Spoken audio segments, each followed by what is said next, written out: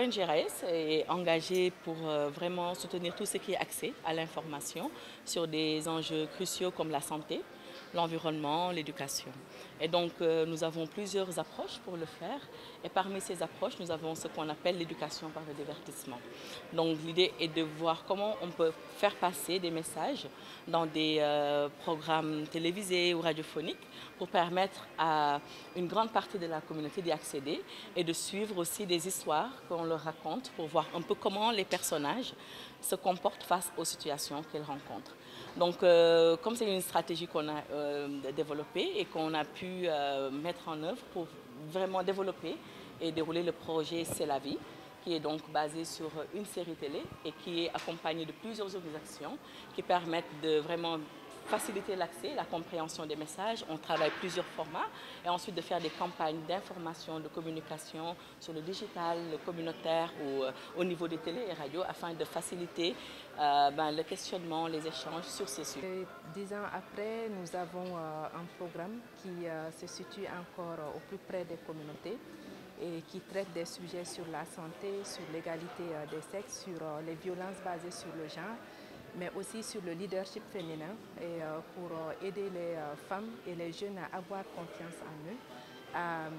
augmenter aussi l'estime en eux et pouvoir prendre des décisions pour leur propre santé et leur épanouissement dans la société.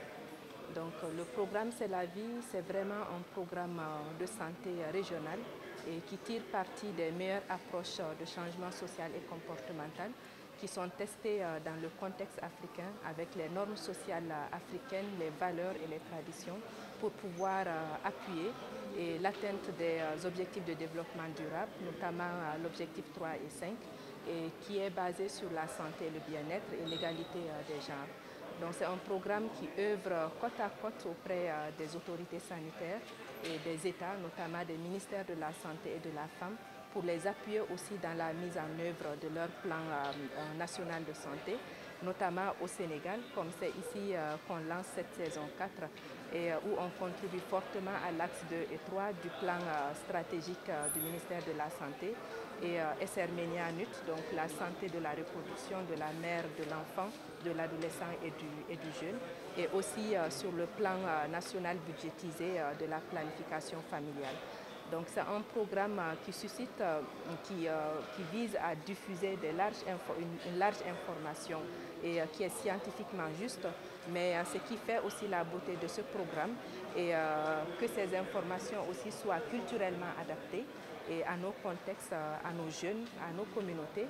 et amener cette réflexion au niveau individuel et pour qu'on puisse questionner nos pratiques et aller vers des attitudes qui sont plus favorables par rapport à notre santé et bien-être, et amener aussi cet espace d'échange, de dialogue au sein de nos communautés pour pouvoir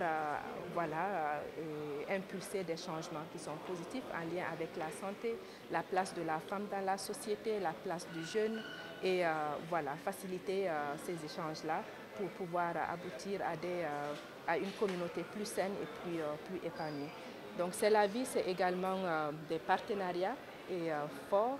avec des organisations de la société civile où plus de 15% du budget de ce programme-là est alloué aux organisations de jeunes, aux organisations de femmes et de la société civile pour pouvoir renforcer leurs capacités à pouvoir